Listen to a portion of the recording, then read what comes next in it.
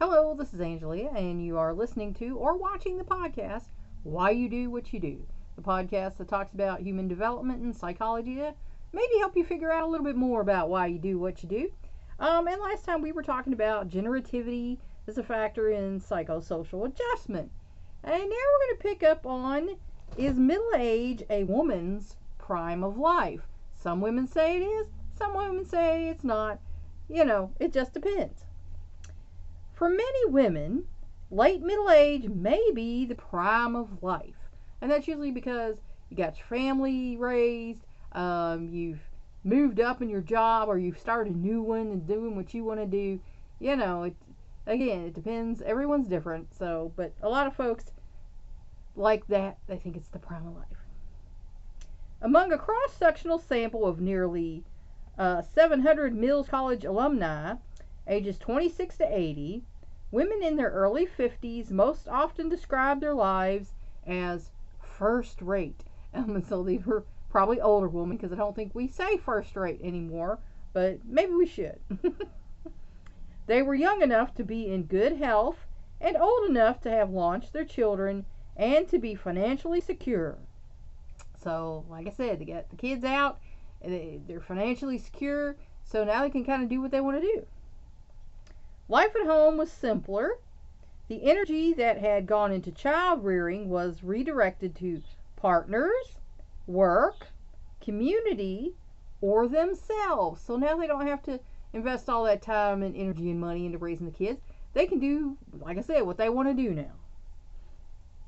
They tended to be caring for others, showing generativity.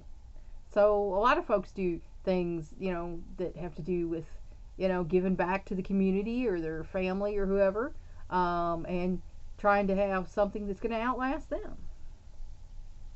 They had developed a greater confidence, involvement, security, and breadth of personality. And of course, once you've been through all your life to that point, you probably do have greater confidence and security and things of that nature. There's a report here. We're just going to talk about the feelings. They go into percentages and all this kind of thing, and that's not important for what we're doing here. But selected feelings about life reported by women in their early 50s. And so we're going to name them all off. We're not going to go into percentages and stuff like that.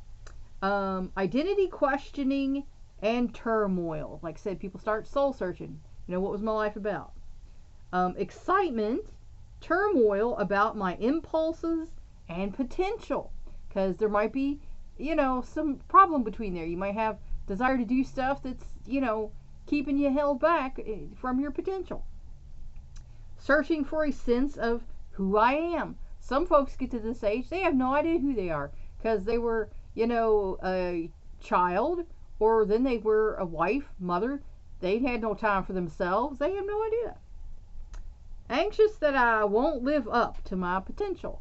And with a lot of folks, that's a thing. They are anxious. They're this old and stuff ain't happened, and they're worried they're not going to live up to their potential. Coming near the end of one road and not finding another. So some folks are worried that, I've done all this, now what? I don't know what to do with myself. Assurance of status. Feeling established, and by middle age you usually are. Influence in my community or field of interest. I was for close to 30 years. Now not so much. Had retired due to my health. So a new level of productivity. So, getting things done. Feeling selective in what I do. So at this point in your life, you can choose what you're going to do and spend time on. A sense of being my own person. Like I said, a lot of people don't even know, but some people, we know who we are at this point in our life. Cognitive breadth and complexity. Bringing both feeling and rationality into decisions. And women are better about that anyway, but yeah, you need to have your emotions and your logic together on the decisions you're going to be making with your life. realizing larger patterns of meaning and relationship. Because, like I say, it's not all about you. There are larger patterns of meanings to life and in relationship to others. Appreciating my complexity. So we have, a complex personality, and, we need to nourish all parts of ourselves.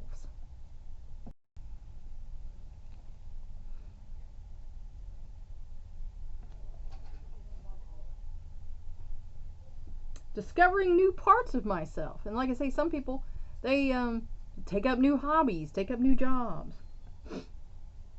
Present rather than future orientation, meaning you were about what's going on now instead of, what's going to be going on in the future.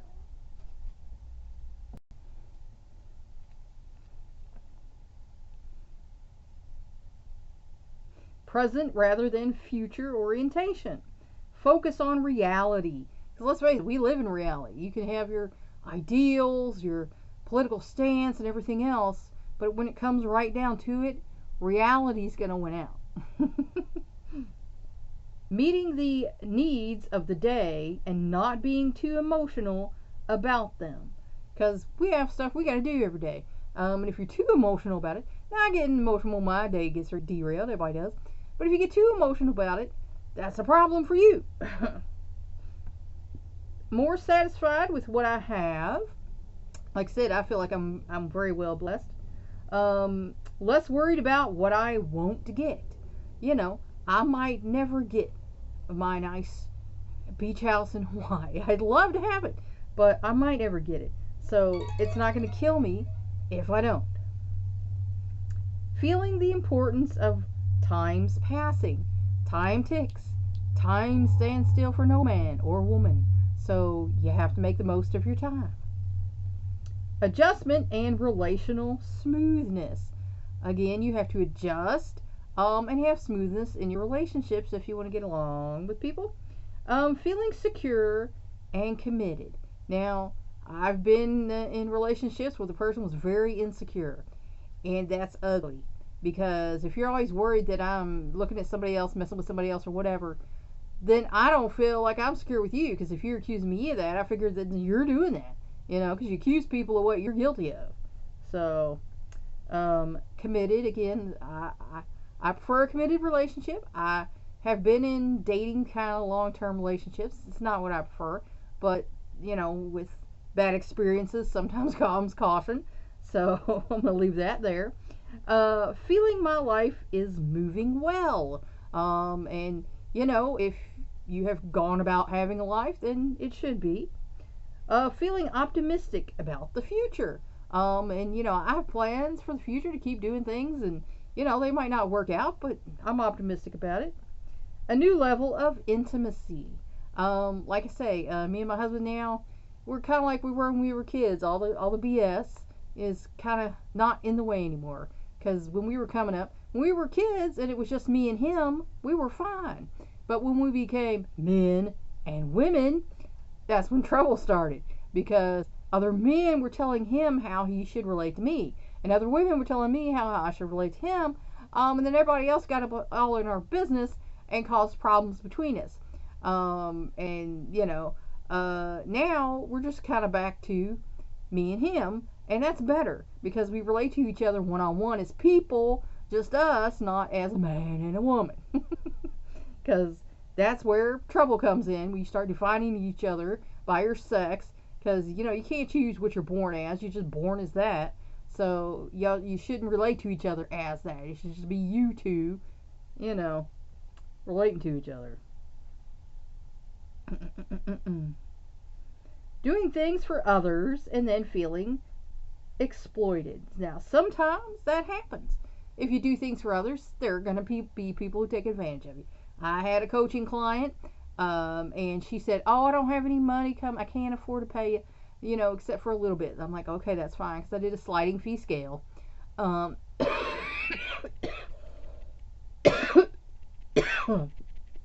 Excuse me. Oh, well, then I went to her house. And laying around were all these checks. And come to find out, she owned a piece of the family business, and she was getting monthly checks, as well as working as a yoga teacher. So I was like, hey, I see all these checks sitting here. You told me you didn't have any money coming in, and you're paying me less than what I normally charge. That's not cool. I feel like you're lying to me and say, oh, well, yeah, I didn't mean for you to see those. I meant to put those away before you got here, and I didn't do it.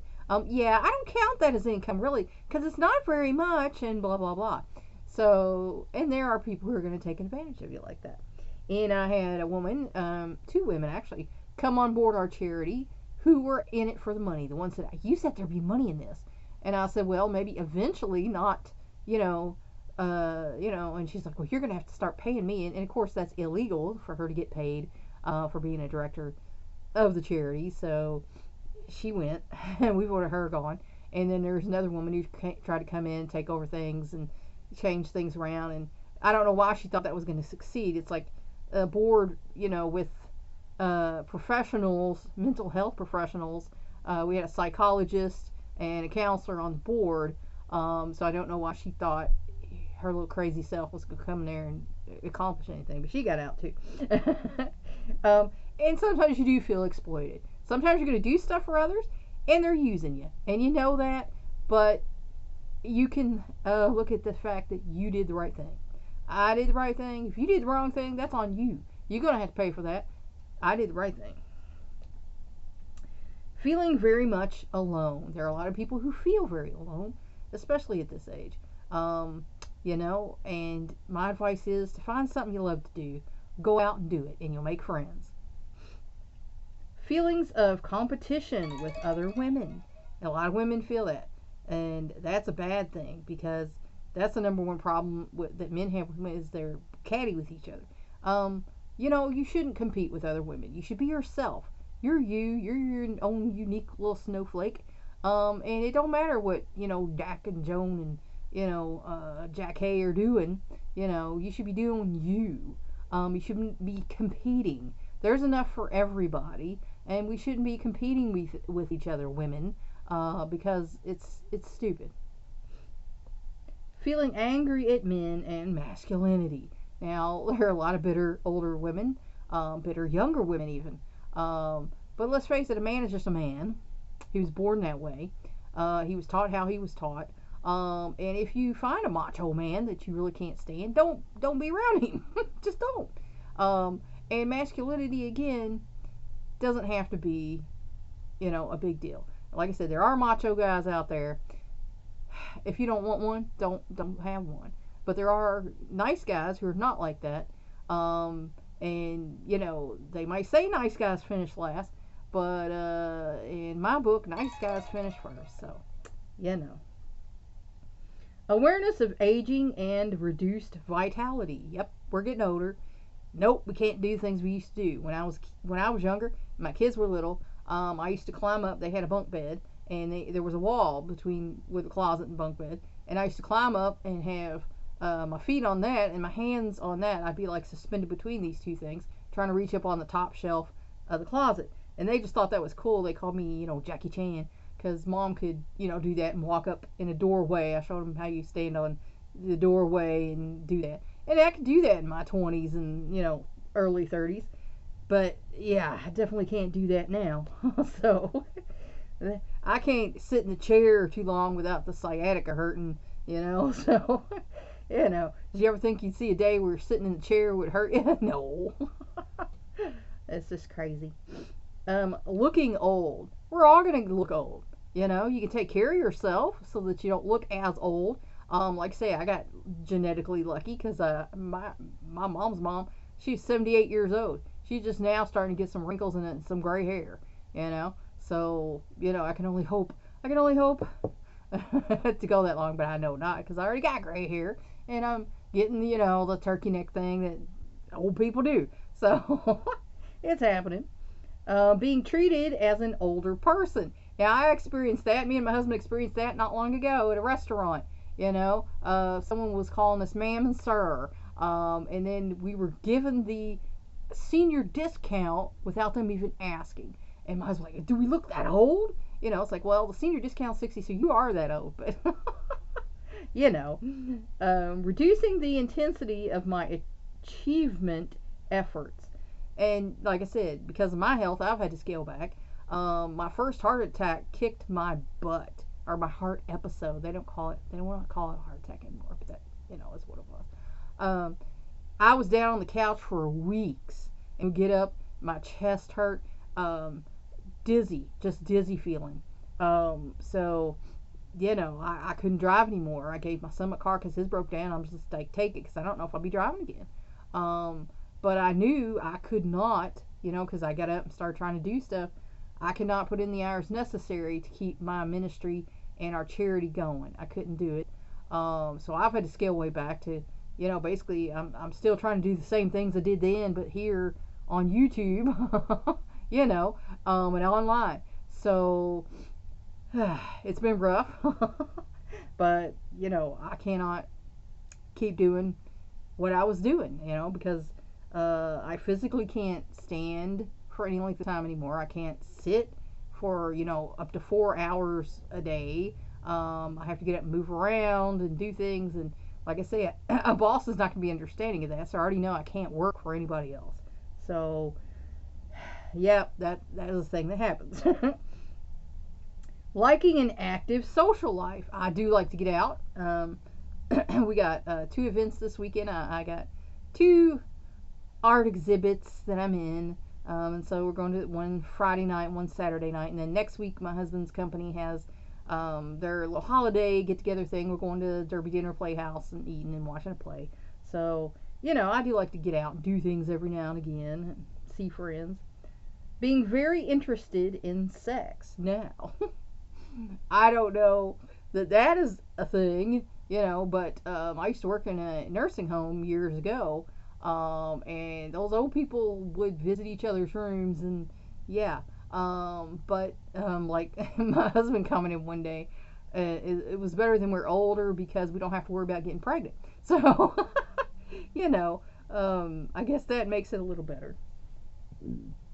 Similarly, most of the Mills graduates found their early 40s their time of greatest turmoil, but by the early 50s rated their quality of life as high, because 40s is a time, it's a time of closure, getting ready to get the kids out, the parents might be needing on you a little bit, and you know, it's getting hard. You're getting sandwiched.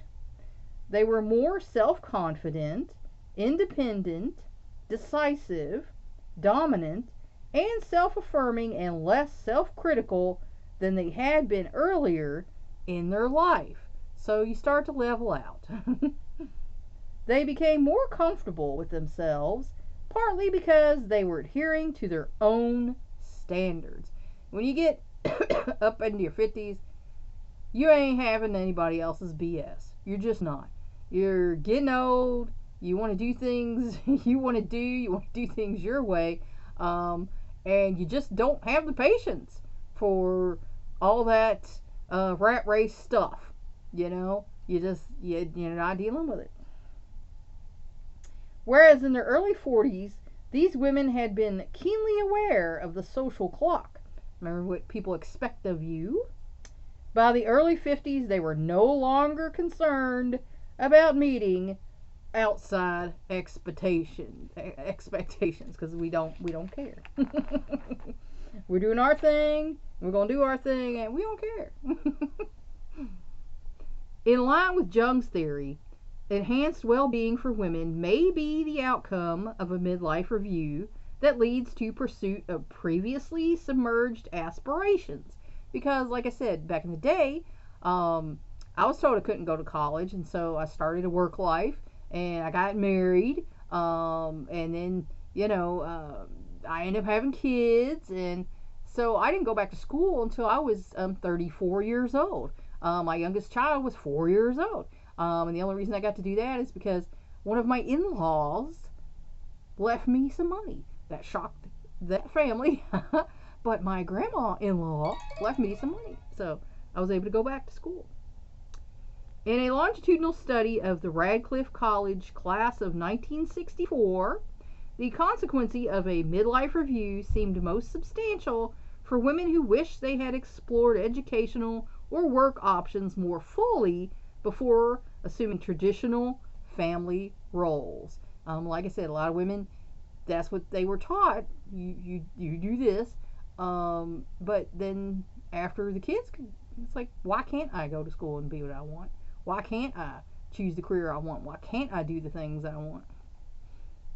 About 2/3 of the women in the class made major life changes between ages 37 and 43. And like I said, I was 34.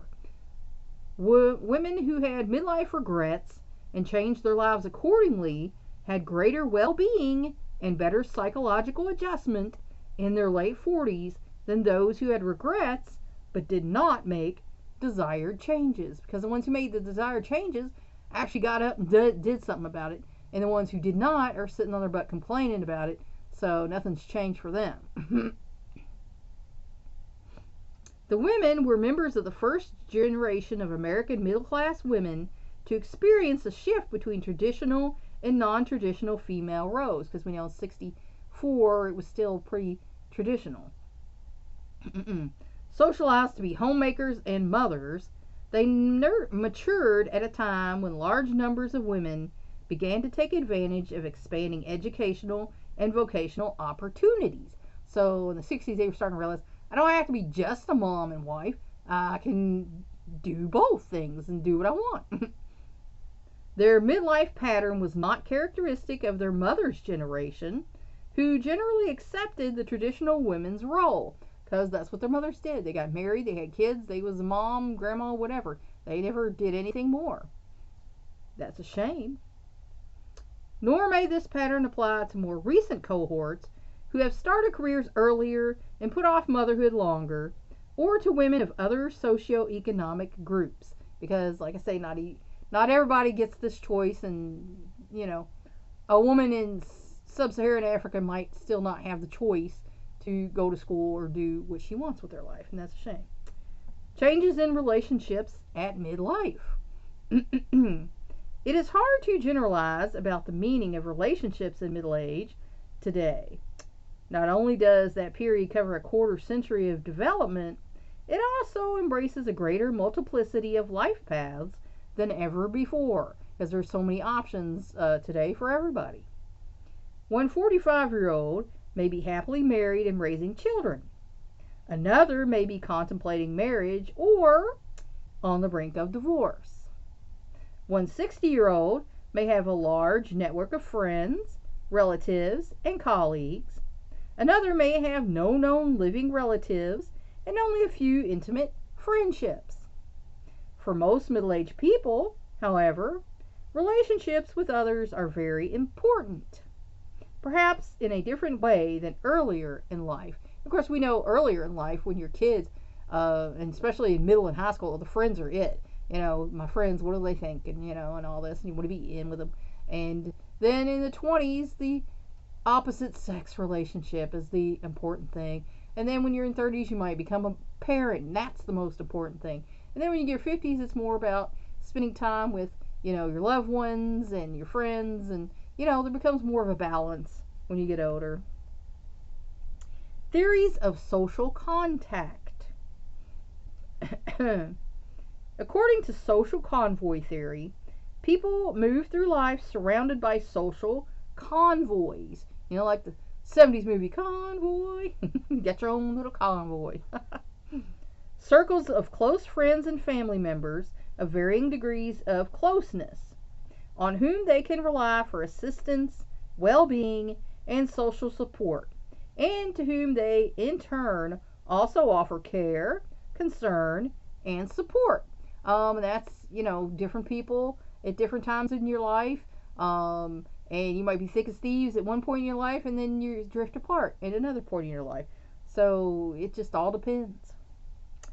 Characteristics of the people: gender, race, religion, age, education, and marital status, together with characteristics of that person's situation, role expectations, life events, financial stress, daily hassles, demands, and resources, influence the size and composition of the convoy or support network.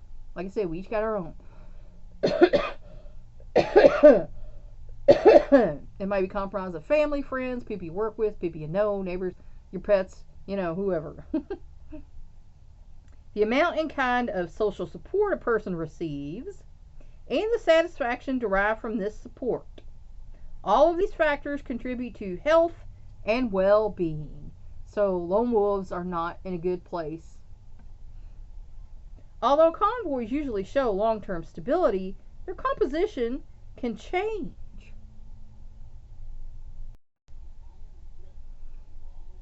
Okay. Although convoys usually show long-term stability, their composition can change.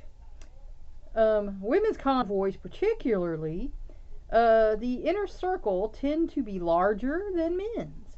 And that's, just a gimme. Women are more friendly, we make more friends. Laura Carstensen, her socio-emotional selective theory, offers a lifespan perspective on how people choose with whom they spend their time.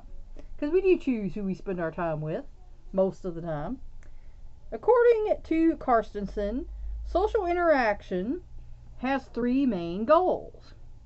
Number 1, it is a source of information. You talk to people to learn things. Number 2, it helps people develop and maintain a sense of self. You bounce ideas off of other people to see what you feel like and think about. And number 3, it is a source of pleasure and comfort. At least it should be. Or emotional well-being. Again, it should be. If you have some people in your life that are not making you feel that way, you don't have to spend all your time with them. In infancy, the 3rd goal, the need for emotional support, is paramount. Because you're a baby and you can't do anything. From childhood through young adulthood, information seeking comes to the fore because you're trying to learn about yourself and the world around you. As young people strive to learn about their society and their place in it, strangers may be the best source of knowledge. And that could be your school teachers, as friends, By middle age, although information seeking remains important, the original emotion regulating function of social contacts begin to reassert itself because we're looking for friends. In other words, middle-aged people increasingly seek out others who make them feel good. You want to spend time with someone who makes you feel good, not bad. In research testing the theory, middle-aged and older adults placed greater emphasis than young adults on emotional affinity in choosing hypothetical social partners. So we're more concerned about hanging around people we get along with and like. It don't have to be as many people, just good people. Relationships and quality of life. Most middle-aged and older adults are optimistic about the quality of their lives as they age. Although they consider satisfying sexual relationships important, so that quality of life, social relationships, are even more important. So, being a good friend is better than being a good lover at this point.